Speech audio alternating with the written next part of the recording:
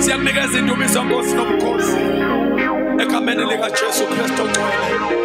We bless and honor you in Jesus name. Amen. Ngicela shaya izandla eningi bathandekayo simukele our Father egameni lika Jesu. Ngicela senze izandla enkulu bathandekayo.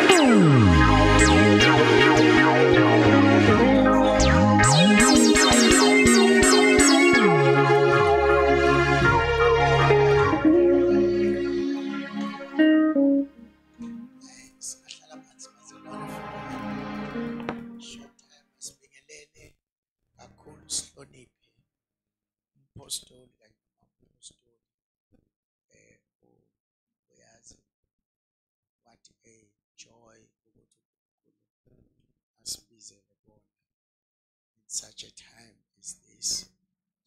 Angazi noma siyazi ukuthi uNkulunkulu akekho umuntu ogcotshelwe yena. Bonke abantu abagcotshiwe bagcotshelwa abantu abathile. So siyambonga kakhulu uNkulunkulu ukuthi asibizele bona, asigcobele bona. Baphile kulesi sikhathi esiphila kuso. Hallelujah. Asibingelele nabo bonke abafundisi abakhona nemindeni yabo yonke. Sibingelele abazalwane bonke, incebo nezincekukazi zenkosi. Yabona ngithule lapha ngime lapha phansi. Usiswa lencebo ishaya keyboard izithi. Yabona ke uyayiswa phela. Uyabona uyishaya ngomoya. So yabona ngithi ngeke ngiyeke lena, ngeke ngiyeke. Yabona uyishaya ngomthelo uyishaya. It's awesome. Yabona ukuthi uzivusele abantu abazosishayela ensukwini zokugcina. Incwadi yesambulo chapter number 12 sibingelele ngihamba nonkosikazi namhlanje. Amen.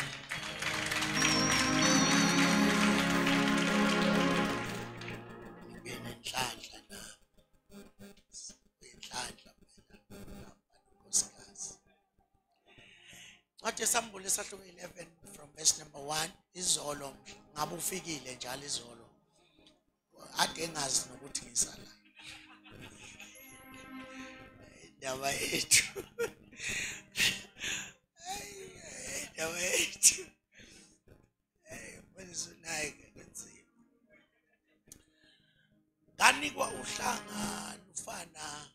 nenduku kwathiwa sukuma ulinganise ithempeli likaNkulunkulu ne-altari nabakhulekayo kulo, kepha igceke elingaphandle kwethempeli ulishiye ngaphandle, ungalilinganisi ngokuba linikwe izizwe nomuzi ongcwele ziyakunyathela phansi izinyanga ezingamashumi 42.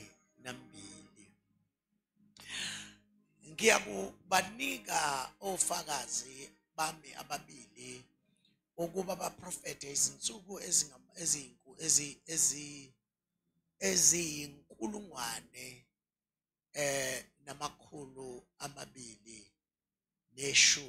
namashumi ayisithupha bembethe indwangu yamasango.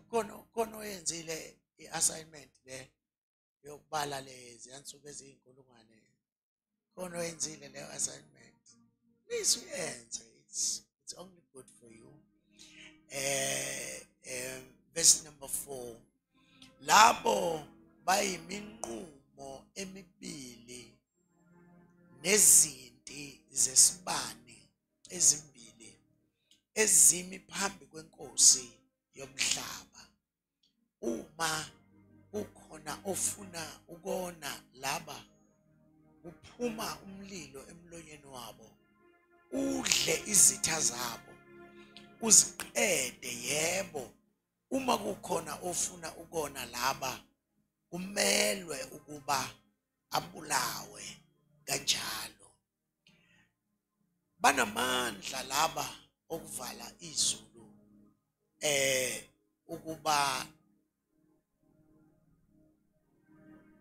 ukuvala izulu ukuba lingani ngezinsuku zokuprofetha kwabo, futhi banamandla phezu kwamanzi okuwaphendula igazi nawokushaya umhlaba ngezinhlupho zonke.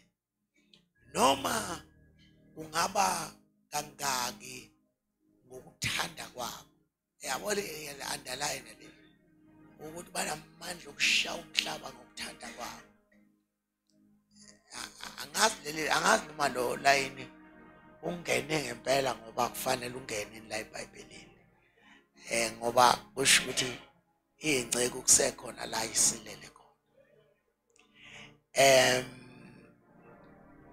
Verse number 7 kuya kuthi sebeqedile ubufakazi babo, isilo esiphuma kwalashe siyakulwa nabo, sibanqobe, sibabulale.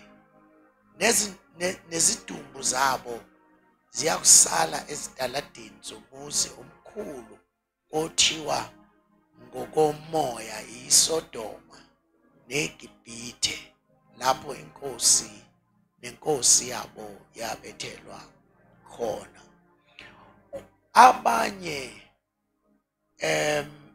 kubantu nabemindeni nabezilimi nabezizwe bayakuzibona izidumbu zabo izinsuku ezintathu nengxenye, bengavumi ukuba izidumbu zabo zifakwe ethuneni.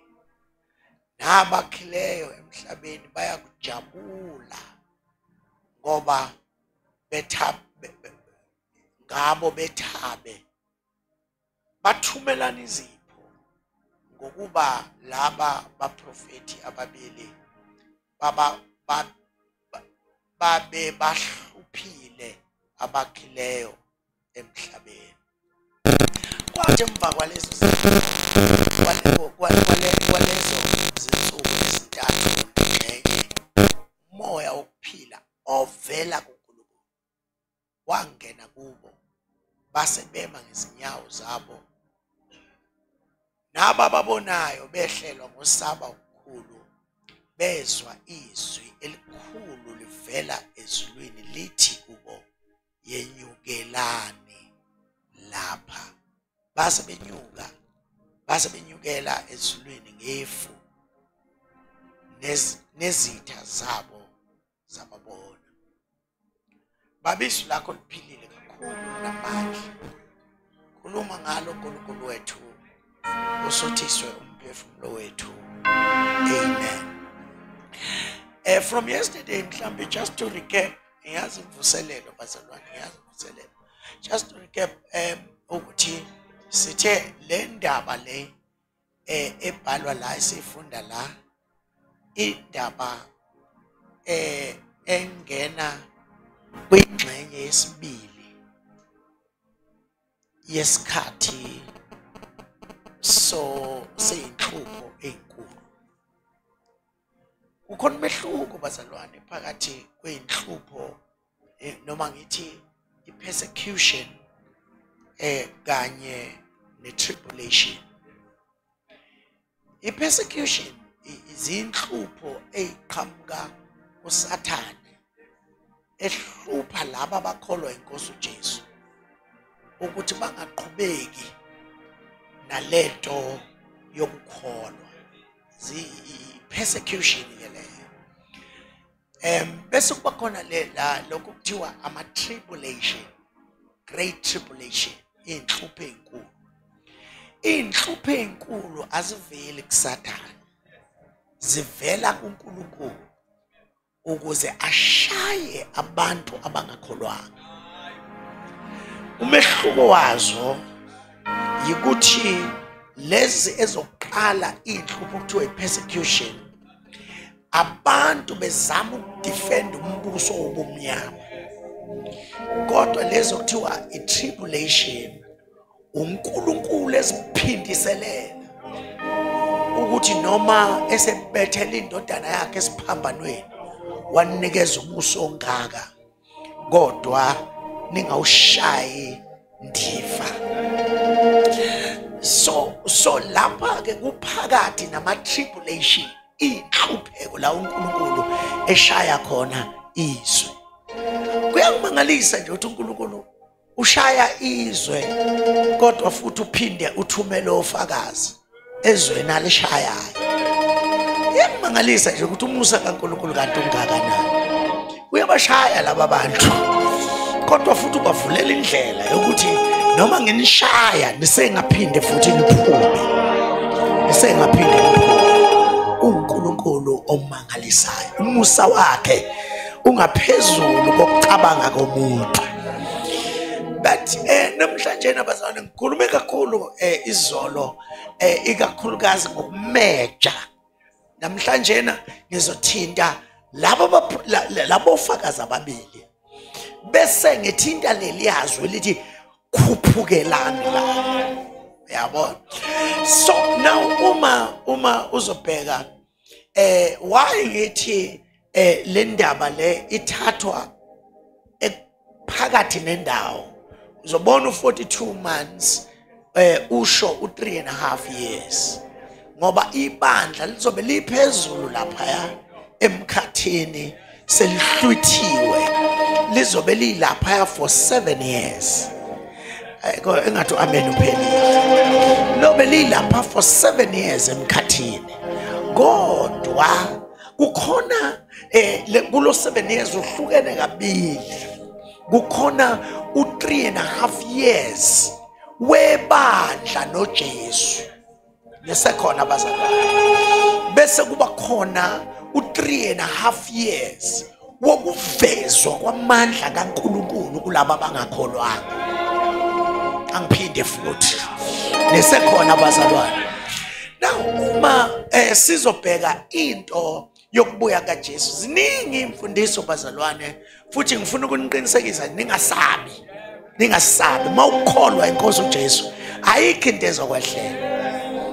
Angiphinde futhi makholwa iNkosi uJesu awufanele ukwesaba umuzwa kuthiwa abanye bazobe benqunywa, abanye bazobe benziwane.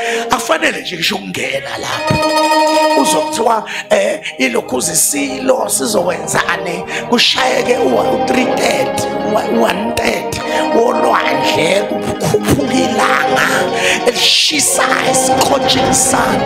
Ungayisabi zonke lezo zinto ngoba wena umntwana kaNkulunkulu. nesekhona bazalwane. So now uma ubheka ke indaba yokubuya kaJesu kuthi angibuye emuva kancane before ngize kuleyo. Enye izinto engikhubayo bazalwane sisindisiwe ile eyokuthi uJesu ukhuluma ngokubuya kwakhe kuMatthew 25. Uthi kwakukhona intombi engaki ezilishumi, kodwa nikhona bazalwane, intombi ezilishumi abesethi eziwu5 zazihlakaniphile, eziwu5 zaziziphuphu. Now uma abazali kahlekisa isiphuphu ngelilanga ngoshumayela ngokuphuphu bongakholwa. So uma uyibheka leyo nto le kusho ukuthi abakholwana abangakholwa bayalingana. Yangikhuba ke leyo ukuthi sisindisiwe, sithulile, sithola into engaka kodwa sithulile.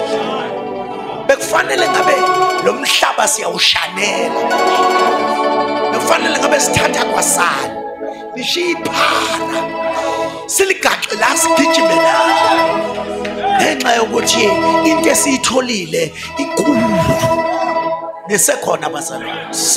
So ke lithi iBhayibheli zazilindile kodwa ezinye zilinde zinezibani namafutha, ezinye zilindile zinezibani amafutha engekho.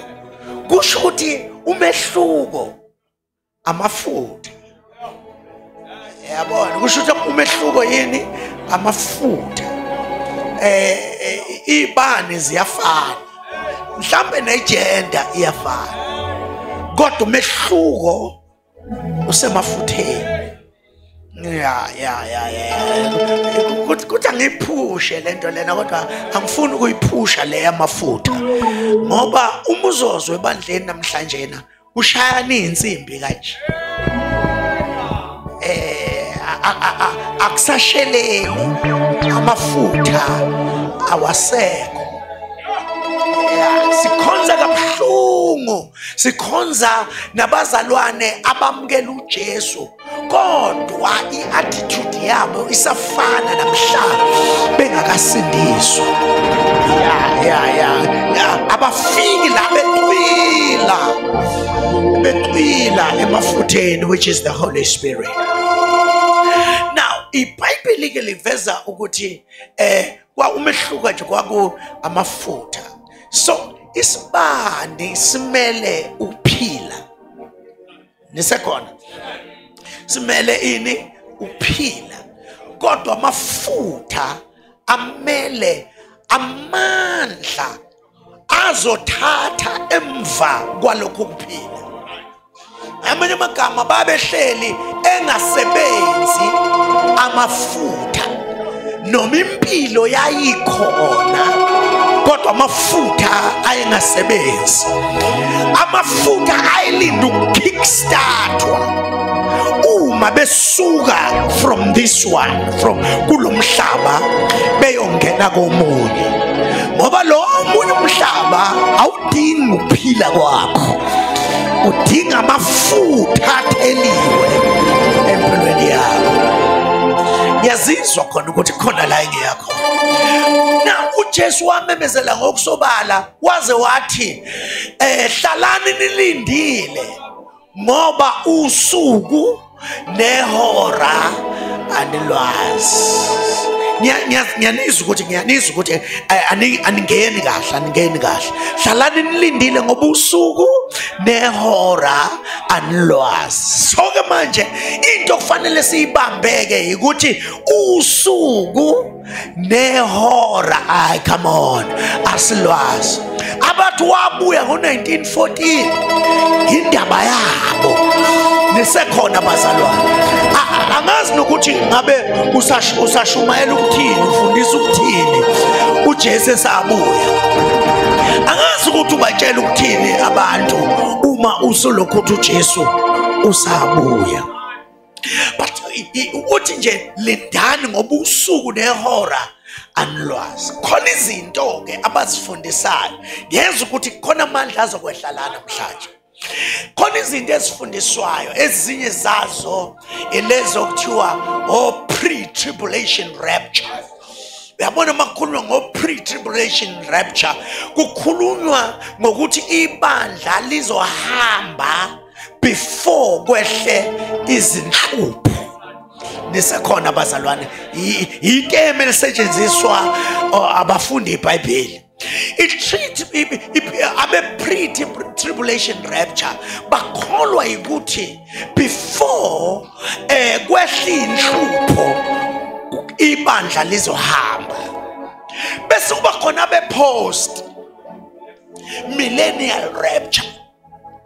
Laba be post millennial rapture bakholwa ukuthi inhlupho zizokwehla sisekhona la emhlabeni. Kodwa nisekhona abazalwane. Bathi noma usindisiwe noma ugcwele amandla kaMoya Ingcwele kodwa uzodlula enhluphweni for 3.5 years. Bese bezoquote lesi scripture engisifunde namhlanje. Ngamanye amagama bathi babuka sengazathi ibandla leli kanti akusilona ibandla leli. Nisekhona kodwa bazalwane. Uma ke sizo buyele emuva sibuke ibandla lihlwithwa. Ibandla lizohlwithwa ngalendlela encwadini yabaseThesalonika bokuqala chapter number 4 verse 13 if I'm not mistaken. Ngicela sifunde lezi ndaba ngoba ngifuna ukusheshe ngiqede namhlanje ngifuna ukukhuluma iBhayibheli. YabaseThesalonika bokuqala isahluko 4 uverse number 13. La verse number 13 bazalwane is one of the most powerful portion of scripture. It kepha asithandi bazalwane ukuba ningabi nakwazi ngabalalayo. Funa ulandline lelo hayi abaleleyo. Lithi iBhayibheli angithandi ngabinalwazi ngabanjani ngabalalayo. Leli gama likwi present continuous tense. Amanye amagama kuthiwa abazalwane baseKorinte kwakuthi uma kushona umzalwane uma esengcwatshwa ngena phansi ethuneni bakhale bayiginqe phansi bafune ukungena nabo bengakafi. Wayesethi kuPawule addressa leso simo sabazalwane abakhalayo. Kusho ukuthi kufanele singakhali bazalwane. No, kufanele sikhale kodwa singakhali njengabangenalo ithemba. Kunomehluko kokhale nethemba nokhala. Yabona ke manje sesiyahamba ke manje. uPaul uyaba-addressa uthi angithandi bazalwane ningabe nakwazi ngabalalayo ngamanye abazalwane bethu abaqhubekayo belala uJesu engakabuyi. Nisekhona bazalwane uthi uJesu engakabuyi kufanele sifike sibangcwabe nje silinde lento ezosala ngoba khona into uJesu ayi-introduce la uthi ukuze ningadabuki njengabanye abangenalo ithemba. Uverse number 14 athi ngokuba uma sikholwa ukuthi uJesu wafa, sikholwa ukuthi uJesu wavuka, kanjalo ke ngokunjalo ke uNkulunkulu uyakubaletha nabaleleyo kuJesu kanye naye. Uyabona ke umehluko phakathi kwaleli gama abalalayo nabaleleyo. Ngamanye amagama khona abalala ukulala kokufa, kodwa khona ukulala ukuye. Sekhona ukulala okubili manje la. Kukhona ukulala lokho kokufa ukuthi umzalwane ubani nihambile nisekhona bazalwane kodwa abesethi uNkulunkulu uyakubaletha laba abalele kuKristu. Ngamanye amagama uthi sithi singcwaba umzalwane lele kodwa kulela umzimba yena umzalwane uyanyuka aye kuNkulunkulu. Ulinde usuku lwerapture ngoba ngosuku lokuhlwithwa kokhala icilongo kwehla uNkulunkulu nalabo bazalwane abalale lingakakhali icilongo ehle nabo laba abalale bekuKristu ukuze ngijima kakhulu na uNkulunkulu ebaletha nalaba abalele kuKristu kanye naye. Lithi iBhayibheli ngokuba lokhu sikusho kini ngezwi lenkosi ukuthi thina esisekhona sisasela. Oh my God, langifaka nami sisasele bakhona bafuna ukusala kuze kukhale icilongo la ya engathi lingakhala ngimemeza kanjena ngimile ngimemeza ngithi uJesu owafa wavuka uyaphila uvukile wathi ngiphiwe amandla onke emhlabeni nasezulwini. Now uthi ke thina esisasele kuze kufike inkosi asikubandulela laba balele. In other words, angeke thina esiphilayo sivele sisuke siye kuJesu. Akekho ozohamba kuqala kunomuntu. Abaleleyo nabasaphila. Ukwandulela ngithi kusho ukufika kuqala. Nisekhona kodwa bazalwane. Iyanisiza lento engikhuluma. Uthi ke asikubandulela thina ukufika enkosini. Uthi ngokuba inkosi uqobo iyakwehla ezulwini ngezwi lenhlokomo nephimbo lengelosi enkulu nangecilongo likaNkulunkulu nabafileyo kuKristu bayakuvuka kuqala.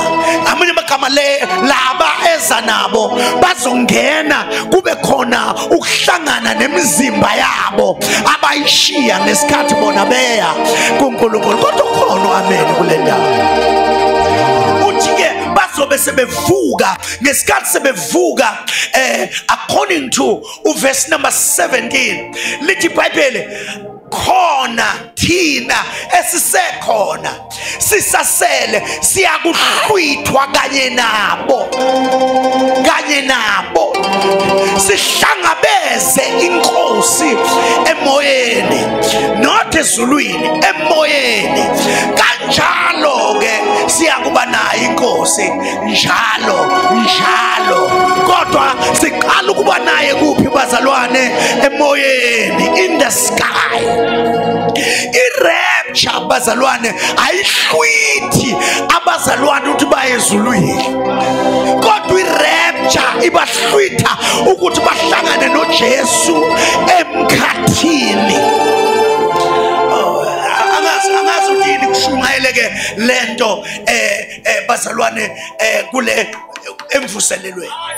But another thing bazalwane lithi iBhayibheli let's read this. John 3 verse number 16.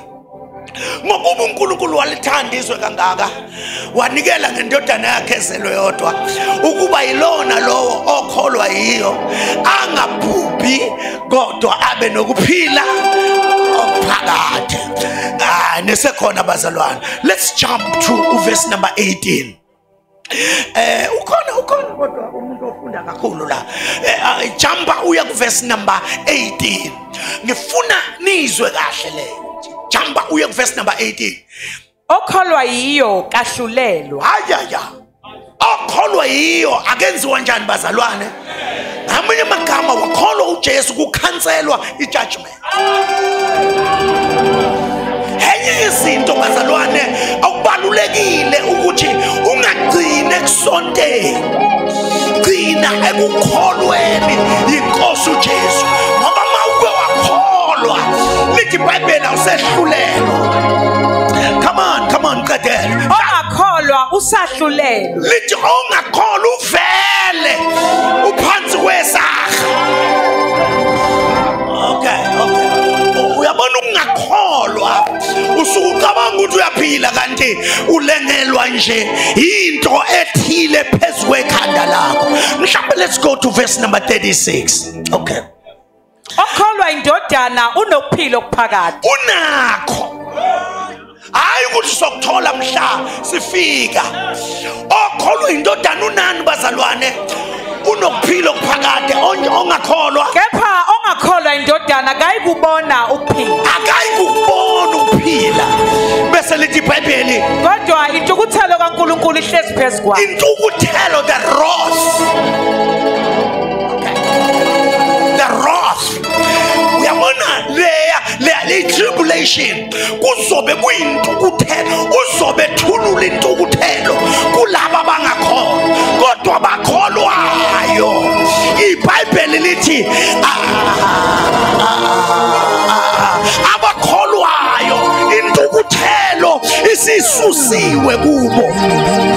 Awuyithinta uthi ayisekho intukuthelo phezu kwempilo yami mina ngisindisiwe. So now iveza ke lento ukuthi intukuthelo iya kwabangakholwa. Nisekhona bazalwane, intukuthelo iya kobani? Ufuna ungasabi mawuhamba noNkulunkulu. Uhambe noNkulunkulu, ulinde ukukhala kwecilongo, uphile impilo engcwele, uyeke zonke izikhubekiso. Nisekhona bazalwane. So now okholwa indodana unokuphila okuphakade, ongakholwa akayikubona ukuphila kodwa intukuthelo remains upon his head. But let me read something very beautiful to you. Incwadi yabaseRoma chapter 5 verse number 8 and 9. Oh God. Angazi noma niyawathanda lama verse engiwafundayo. Okay, Romans chapter number 5 verse 8 and 9. Read. Kepha uNkulunkulu uyabonakalisa ukusithanda kwakhe ngalokhu ukuthi siseyizoni uKristu wasifela. You see, indlela abonakalise uthando ukuthi siseyini thina? Siseyizoni uKristu wenza njani? Sifelwe. And ukufelwa kwethu kukhombisa ubungako bothando lwakhe. Nisekhona bazalwane. So now funda verse number 9. Ngakho kakhulu sesilungisisiwe ngegazi lakhe siyakusindiswa ngaye olakeni. Yabo? Ngenxa ukuthi sesilungisisiwe ngani? Ngegazi lakhe sesiyawusindiswa futhi nakuphi? Ngamanye amagama uma sethulula inhlupho ezinkulu uyosebenza yona lensindiso oyamukele khona la. Inkulu lento yamukelela ayincane lento yamukelela. Angazi uma bakhona nabantu abamukela uJesu kule ndawo. Inkulu into eyenzeke la awusekho phansi kolaka.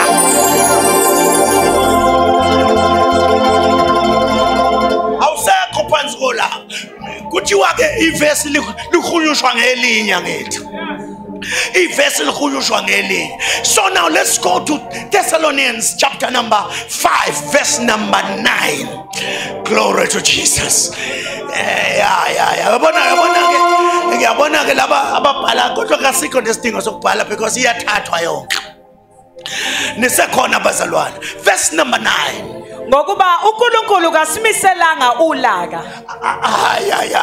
Akasimiselanga ini bazalwane? Hamba ukhululekile ukuthi ulaka alusabalelwa phezulu ekhanda lakho ngenxa yokuthi wena uyakholwa. Lento ukholwa bazalwane yenza kususwe ulaka, ungabe usafanele ulaka. Okay. So now kusho ukuthi uNkulunkulu uzokusindisa ukuthi uzokusindisa kanjani olakeni indaba yakhe. And indlela asikhombisa yona sinceku sikaNkulunkulu, indlela asikhombisa yona ukukholwa uJesu nje kuphela. Ngoba abantu abaningi bacabanga ukuthi kukhona enye into okusafanele bayenze uma sebekholwa uJesu. Nisekhona bazalwane, into eyenza siqhubeke nokukhonza yikuthi uJesu uthe nibafundise ukugcina. So now into eyenza ukuthi sikufake ebandleni, sifunuze ebandleni ufunde, yikuthi uthe sikufundise ukugcina. Come on, read. Lifunde leli verse. Verse number 5, verse number 9. 1 Thessalonians. Verse 9. Ngokuba uNkulunkulu kasimiselanga ulaka, kepha ukuba sizuze ukusindiswa ngeNkosi yethu Jesu Kristu. Sizuze ukusindiswa ngani? Inkosi yethu Jesu Kristu. Lize lithi elesingisi, he never appointed us. The appointment letter to judgment is torn. Incwadi kade wena ikumangalela ngokholwa inkosi uJesu yadatshulwa. Uzathi umlomo wamakholose uthi uJesu wayidabula ngokuyibethela esiphambanweni. Incwadi yeqala lakho yasala esiphambanweni, ayikho njengoba sikhuluma nje, seyadatshulwa. I-appointment yokuya olakeni sekwadilwa nayo. Kodwa nisekhona bazalwane. So now i-rapture le eku First Thessalonians ila khona ukubuthwa kwabangcwele bebuthwa beyohlangana nenkosi phezulu emkhathini. Abantu mana disayikhumbula sebebuthwa sebekhethwa bengeniswa ekhaya ngiyoziyeba osina nomina. Ayishawa yithi ke la umakhorus ngo-1981 sisashaya amakhorus. Sukwa kude aqalwanga la, sukwa kude saqala khona emakhorasini, sisashaya amakhorasi sithi kumnandi eJeswini. So let me tell you this, let me tell you this. Uyabona ke sengiyalibuka manje according to the scripture. Angeke uzube nethuba lokuthi nangu mina la. Akhali kilongo. Akekho zothi na Nkosi ngiyakhweba woza ngapha. Engazathi lapha babesinde kuyile khosi. Ingabe iTitanic beshayile khona.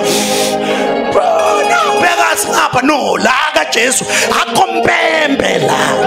Ozobe lokuthi Jesu nangu mina ngapha. Akho zobe qhweba omunye la. Uyabona lithi iBhayibheli kokhala icilo. Kuqeda kuvuleka amathuna.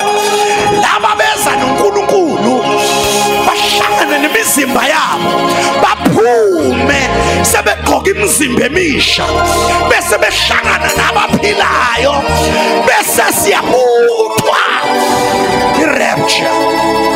Uyabona uma ngengathi ngifunda leli gama elithi rapture kuthi kwathiwa leli gama yisivunguvungu esingakaze sibone. Nisekhona bazalwane, kusekhona isivunguvungu sevunguvungu esazokwehle emhlabeni. Noma ngayiletha zonke usathanga ivunguvungu sibizwe ngamagama. Nisekhona kodwa khona isivunguvungu esobe sisa lokhala kwexilongo ngesikhathi likhala ixilongo avuleka amathuna.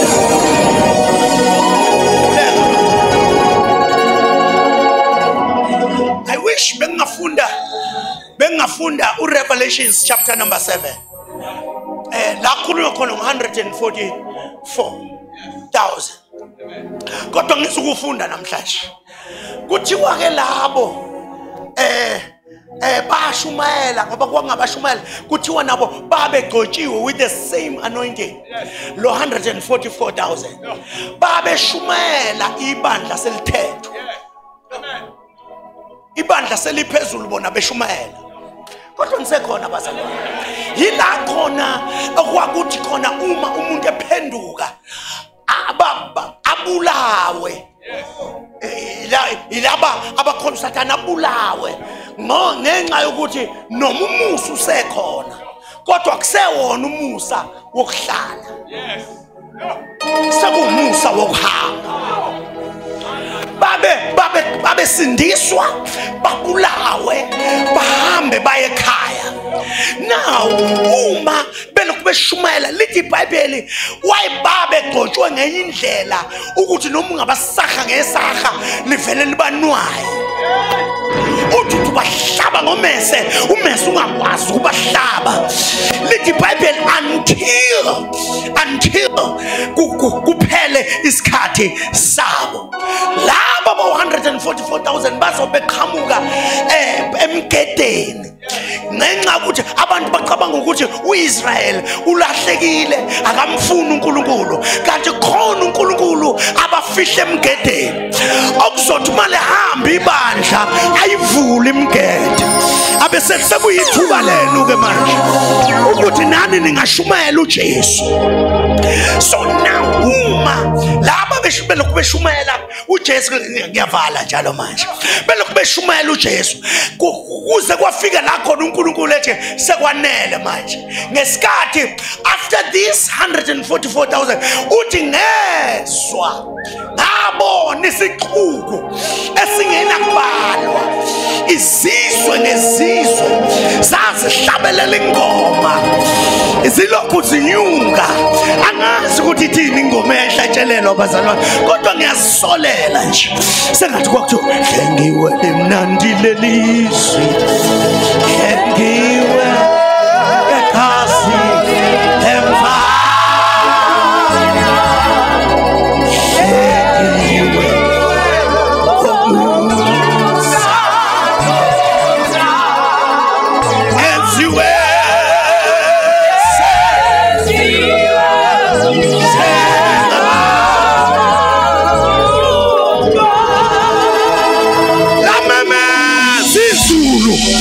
lathi ngoba nilabo abavelaphi waphendulo saziyo wathi abavele emhlabeni abavele kuhluphekeni bahlanzile ingubo zabo ngegazi lewuka uyabahanda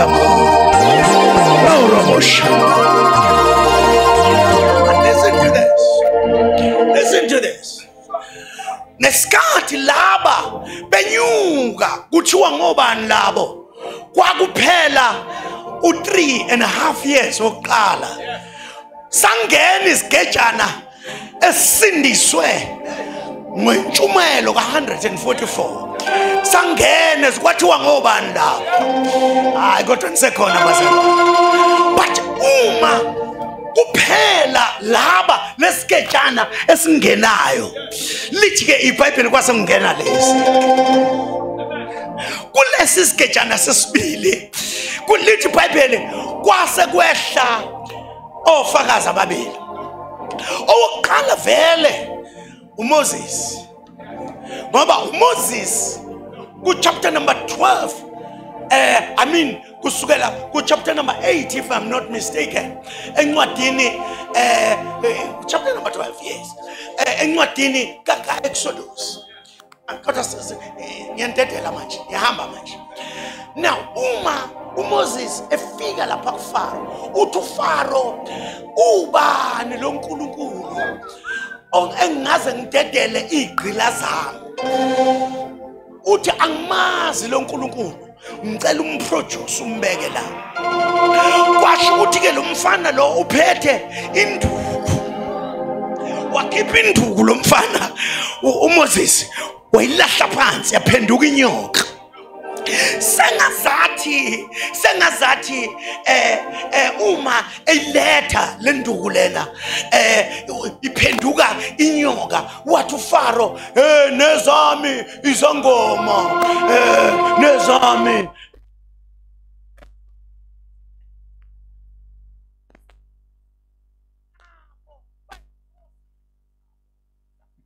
zaba yini futhi nazo. Come on, aphenduka nazo zaba izinyoka. Ngesikhathi sezizinyoka kwacaca ukuthi kule ndawo la kujikelwe khona induku sekugcwele inyoka manje. Isixazululo leso noma inkinga. Come on bazalwane, mase kugcwele inyoka nje sekuzinyoka isixazululo noma zinkinga. Kwacaca ukuthi uma sekugcwele inyoka zonke yasukume kaMoses. Inyoka nesixazululo yayigwinya one by one. Ngesikhathi sigwinye zonke ibinyoka egcwele ezinye inyoka phakathi. Ngesikhathi eyibamba ngomsila iphenduka iba induku, bese kungasiyona induku eordinary kodwa bese kuyinduku egcwele ezinye induku phakathi. Onke zangoma zaphuma zingasaphethe lutho ngenxa yokuthi kaJehova yayisigwinye zonke.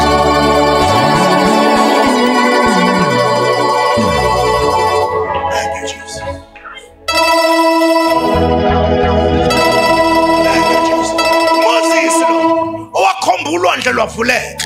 uMoses lo owakhomba umfula iNile yaphenduka yaba igazi. uMoses lo nesekhona kodwa bazalwane uye lokhuluma ngaye. But number 2 uElijah yena ungumprofeti owaprofetha wavuswa uNkulunkulu ngesikhathi abaprofeti bebulawa. Oh gosh, so wavuswa uNkulunkulu abaprofeti bebulawa.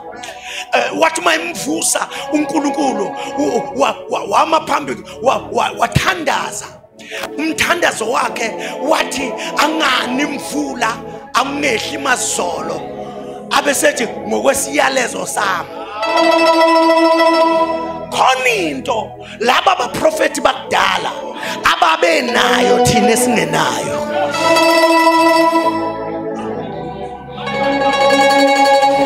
Wayazi umprofeti noma umfundisi noma ubani ukuthi ngikwi-partnership noNkulunkulu. Engikushoyo uNkulunkulu uyakusho ngoba nempilo yami ifakazelana nempilo yakhe. Inkinga namhlanje na ukuthi sihamba sikhova ezonweni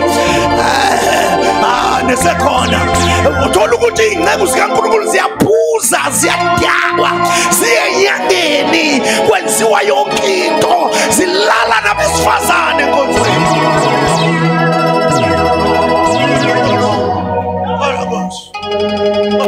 Awukwazi ukuthi ngesiyalezo sami kanti vele wena usanamathele ezonweni.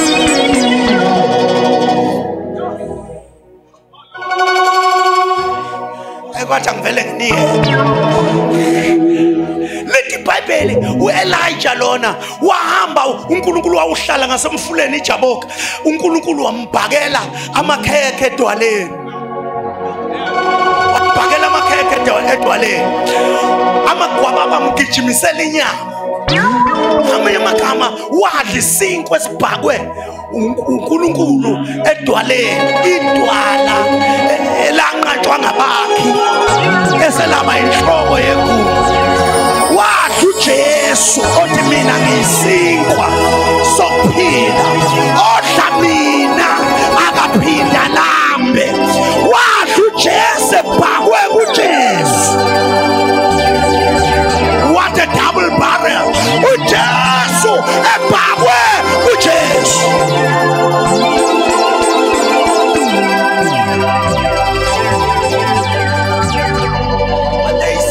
There is one common thing about laba abaprofeti abayithu. one common thing. Ngiyazi ukuthi encwadini kaDeuteronomy ithi uMoses wanyukele wathi uNkulunkulu nyukele entabeni wambonisa ilokhozi iKenani. Wayesethi uNkulunkulu hayi no awuseze ukulibona wena. Bese lirecord iBhayibheli ukuthi uMoses wafa uNkulunkulu wamngcwaba.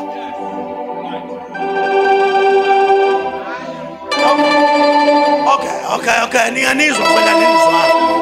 Niyanizwa ukuthi uMoses wafa. Umbuzo wa ukuthi kukhona yini ukufa in the presence of the real God. Yikuphi ukufa kaMoses okurekhodwa lapha? Ukufa okurekhodwa ukuthi awusabuyeli ezansi. That's the kind of death. Ngoba ukufa kahle hle is to be absent. God anseko.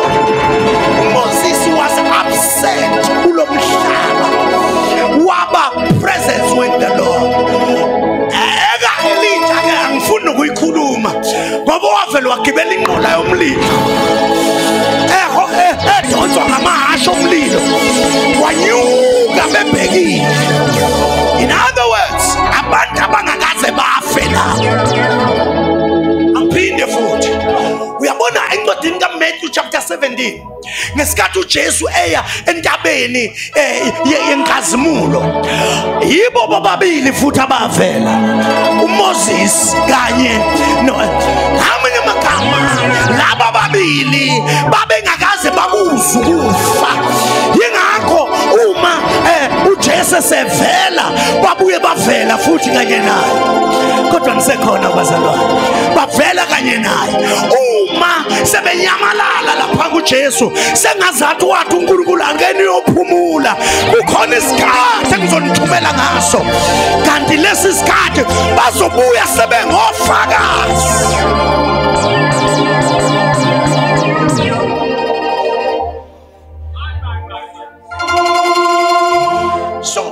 So uma likulithi iBhayibheli uma belokhu befakaza babefakaza bephethe ubufakazi bukaJesu. Ngiyavala ngempela ngiyavala bephethe ubufakazi bukaJesu. And sekusele abantu abangamfuni uNkulunkulu. Iqembu lokuqala likaIsrayeli selingenile bona bobabili basana.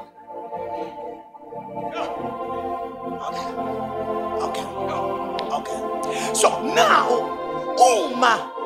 uma befika bashumayela bafakaza lithi iBhayibheli izwe abantu babe bazisonda. Uyabona mawubheka namhlanje abekho abantu abazisondwa njengabantu abashumayela. Inzondo abona uma ungakazondwa ngathi awukenzi lutho. Khona into ongayenzi kahle. Angisho ukuthi sizondisa kodwa wakhona abanye abantu abathi sishayela uJesu kanti ushayela ukweyisa.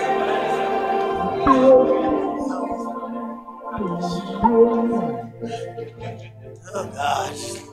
So uma bebuya belokhu befakaza iBhayibheli lithi bathi mase beqedile ukufakaza. Ngiyavala manje sebeqedile ukufakaza uNkulunkulu wabavumela babazondayo ukuthi bababambe bababulale.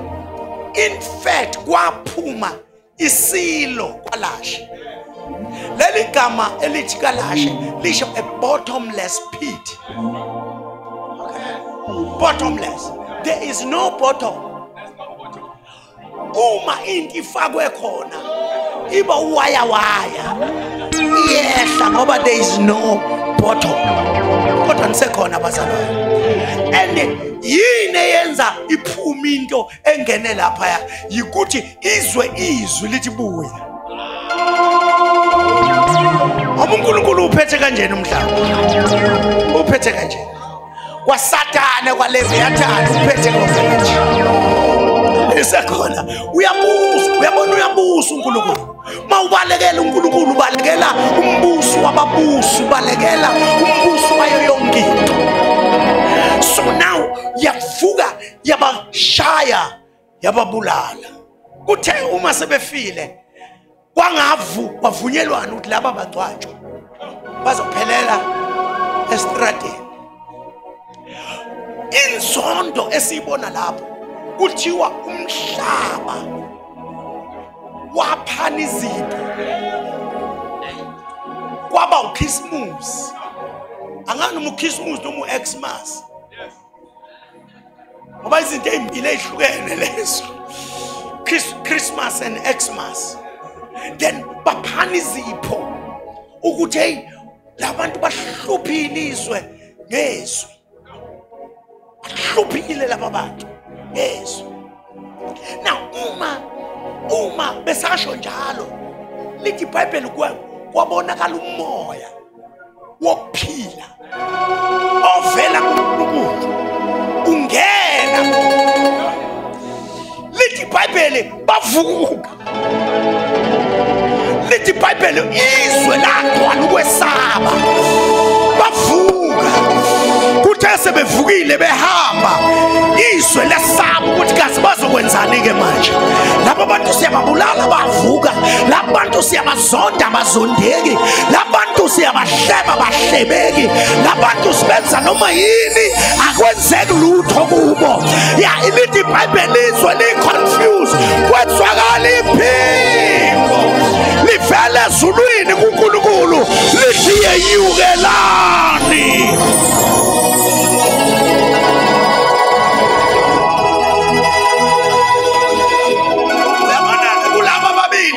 Akathumelanga ingelosi, akashayanga icilongo, akathumelanga isithunywa.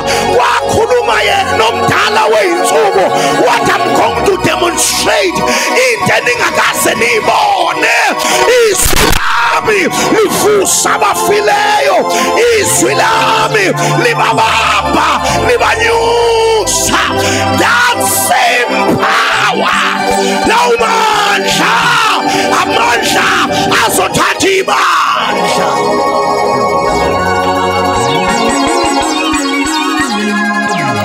Siyahamba manje, siyahamba ingane zakwethu, asikwazi ukuyeka izono siphinde futhi singene enkingeni. Sekufikile isikhathi sethu sibheke khona kumayiliyethe ukuthi icilongo likhale lihlwithwe ibandla.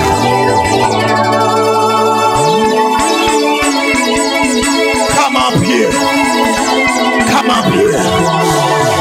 Akunandaba uhlushiwe kodwa come up here. Akunandaba ubulewe kodwa come up here. Akunandaba uhletiwe kodwa nyukela lapha. Akunandaba ukuthi uthakathiwe kwenziwani uwe kodwa khona iphimbo enyukela.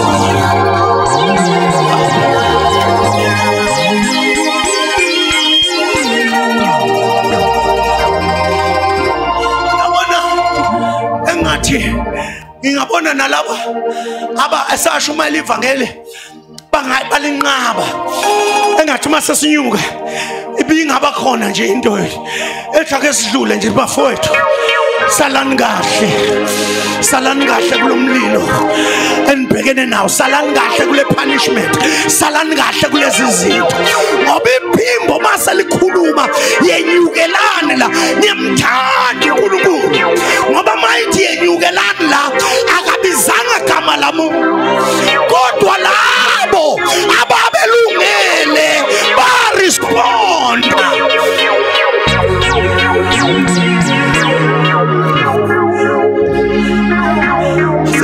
Isizathu solokhu sihambe sitshelana hayi kufanele ube kuleli yasondo, kufanele ube kuleli labandla, kufanele wenzene. Bayazi abantu baphezulu, bayazi abantu abakulizwa iphimbo lakhe akuyothiwa yenyukelani lapha. Yelithanda ngoba alisasho ukuthi yehlelani endaweni ephansi, kodwa lethi yenyukani. We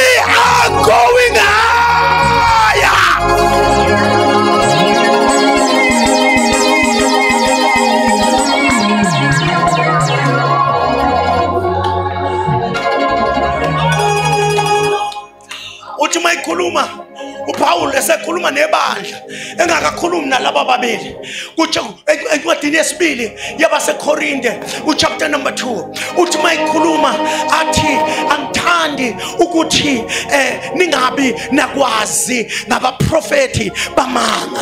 Umekhuluma ngalaba prophet bamanga uthi ngoba kuya kuba khona isikhathi la khona ibandla lizohlwithwa khona, and uma selhlwithiwe uyobonakala uAntichrist. Enye yezinto kuthiwa umoya wakho uyasebenza, ngizwa sengathi akusewona umoya wakhe kuphela manje, ngizwe ngathi uAntichrist usekhona kodwa usabanjwe ubukhona bebandla. Akakwazi uAntichrist ukuma la ame kanye nathi, sigwela okhaphaya lapha, sigwela uJesu, sigwela izwi, sigwela amandla kaMoya Ngcwele. Akakwazi ukuma.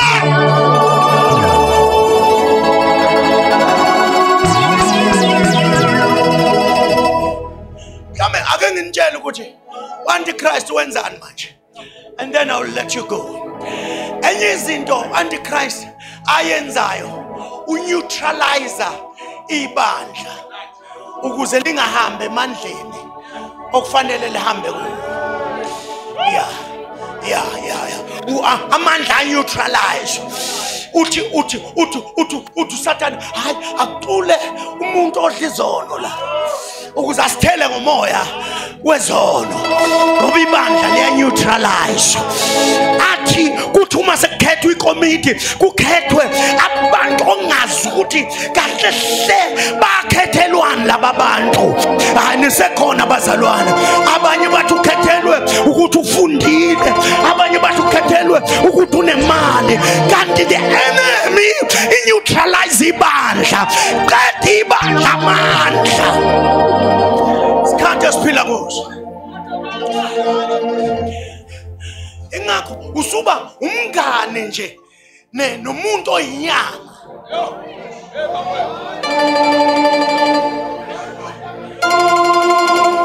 Ube umngane uthi ukukhuluma ngesilimi kodwa ngumngane mina nalesi sigebengu, uzudla imali yesigebengu.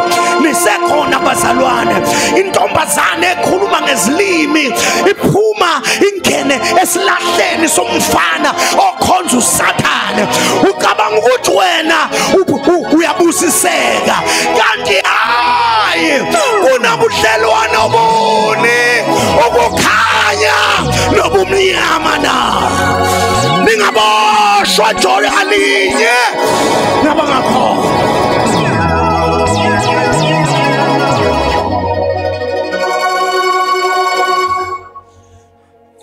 Kukhona osisi sibashadise nabantu abakhonza uSathane ngendlela emangazayo ngenxa ukuthi bavume bona bathi ngiyamthanda.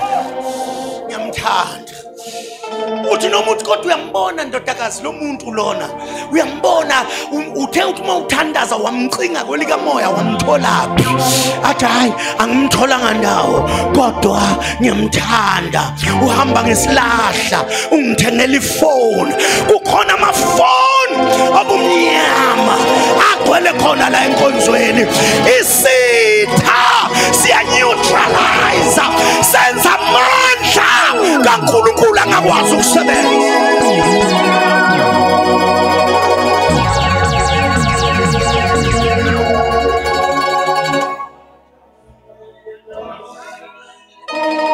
Leyo nto ayenzayo uSathane ufuna si understand izwe kodwa libe lingasi understand thina. Nisekhona bazalwane, izwe lifuna si understand imicimbi yalo kodwa lona libe lingayi understand imicimbi yethu. Hayi kodwa nisekhona bazalwane, sinabazalwane abanaba ihlobo zabo eyingcwatshwa ngesonto. Eyingcwatshwa ngesonto wena uyayishiya eyakhe into uye ehlobeni ezingezi kuwe.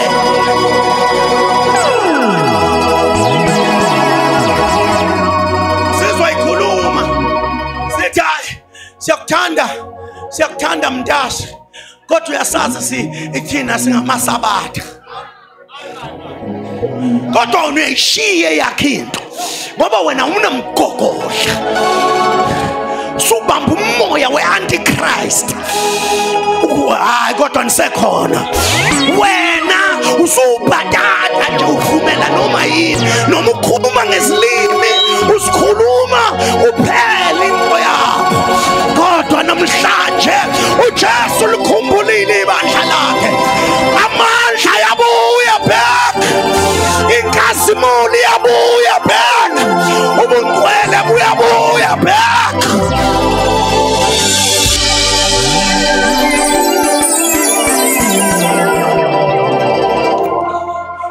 asibeni ngenyanga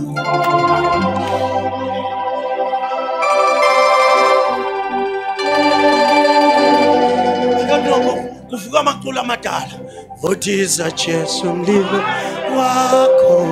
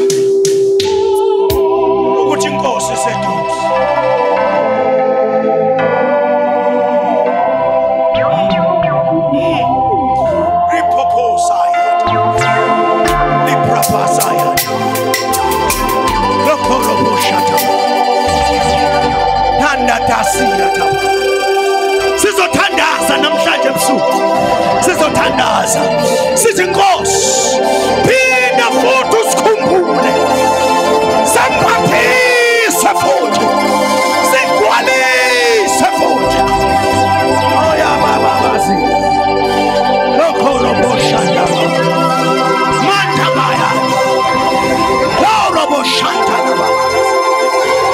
loboshanda Lipayata payata Hosanna Hosanna Fulumlomo wako tandaza fulumlomo wako tandaza Hoshana baya Lakoro bobosi Kashula kashula kashula Ule sizitezi kupileyo Kashula tandaza Ena manda kasi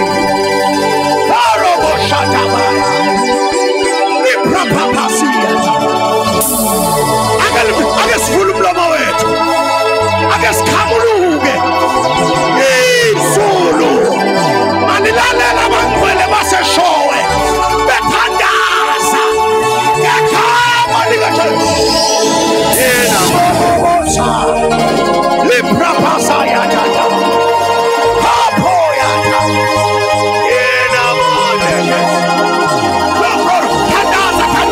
Take this 1 minute. Take this 1 minute. Cry out. Cry out.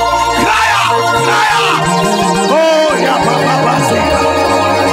Lord of Pura Masanta. Lord of Liprapayanda. Lord of Boshita. Lipradosiana. Lord Proposita. Hosanna.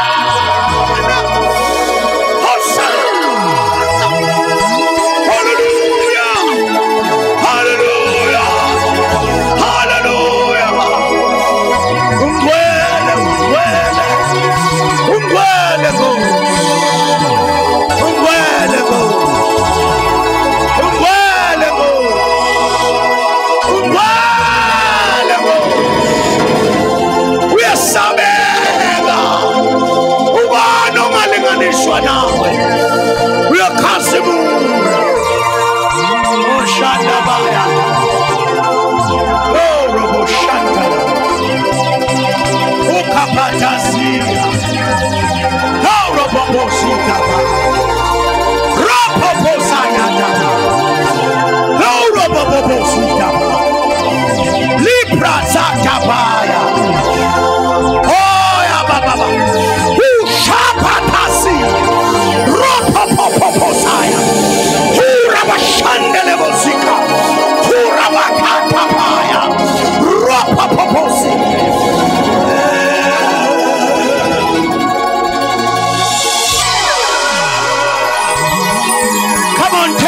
Take some seconds. Tatama second. Utandas. Fulumloma wako tandaza. Forget about yourself. Oshande bekis. Uya baba basaya. Hosanna, Hosanna. Hosanna, Hosanna. Hosanna. Udabo. Upradosi kapa.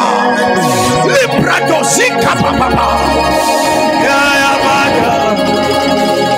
Oro bobo shaya. Okoro bobo si. Ona mandekes. Hosanna. Hosanna. Come on, dia kukulukulu. Nenga abantwana bakho iya kukulukulu. Nenga yesimo sakho iya kukulukulu. Masiya.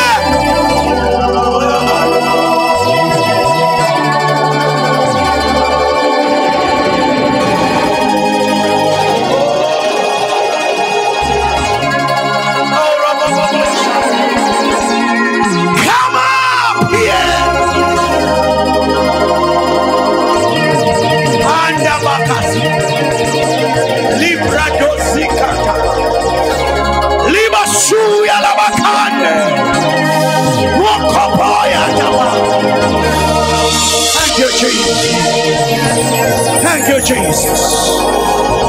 Ziawa indonga zomnyama ayaphumuka ikhompane zomnyama egama lika Jesu at the mention of his name.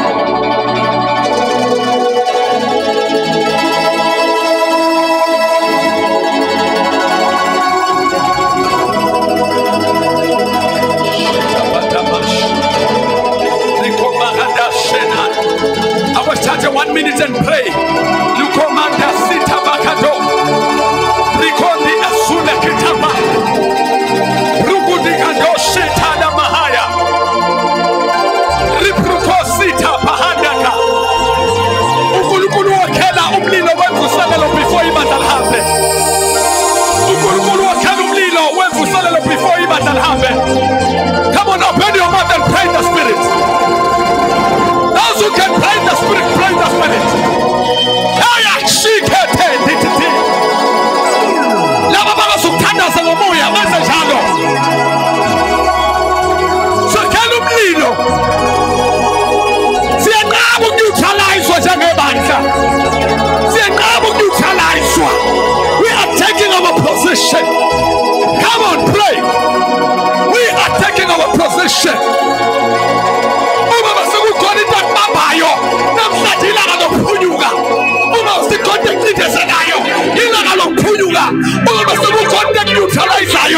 You escape. Kubo Sheda Bakanda Motorobo Sikata Sapuli Bopo Sikabuli Falasentipe Sikabuli Falasentipe Sapuli Bopo. We are unstoppable. Lakombe Sakakaka Mushekeke Ipotaka Saka. We are unstoppable. We are full of fire. We can shakaka. Ela niusu. Ikopando sitama. Ripoko shandaraba. Moko sanama kate. Ipotola masite. Basalwani, if you can just take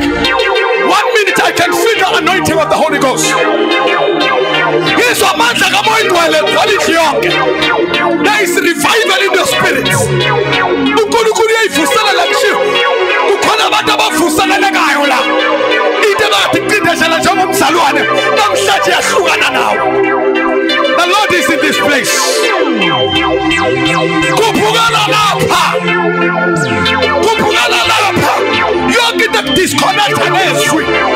Namhlanje umoyingcwele uyaconnect again. Mako sande ma. Riboko shita ma. Moko santa likos. Mando roboko negas. Ila mando shila branda. Ila breko sota ma. Mando shita likoko. Likoko sa. Makado koshika. Mando shila maka. Mando kosata. Siyabonga Nkosi. Siyabonga Baba.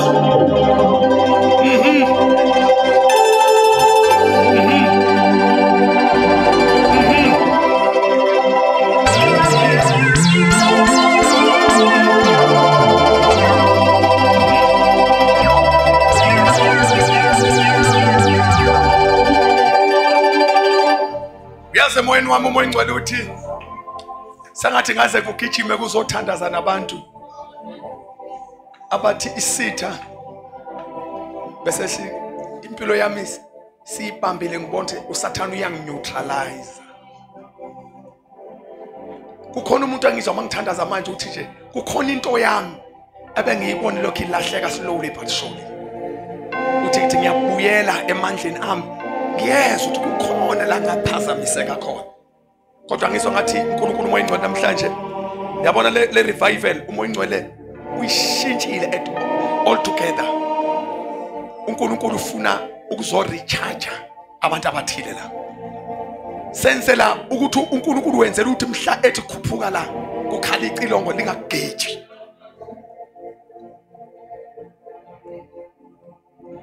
Ubaba uyashumayela phakathi emoyeni wami ukhondethi I refuse ngenqa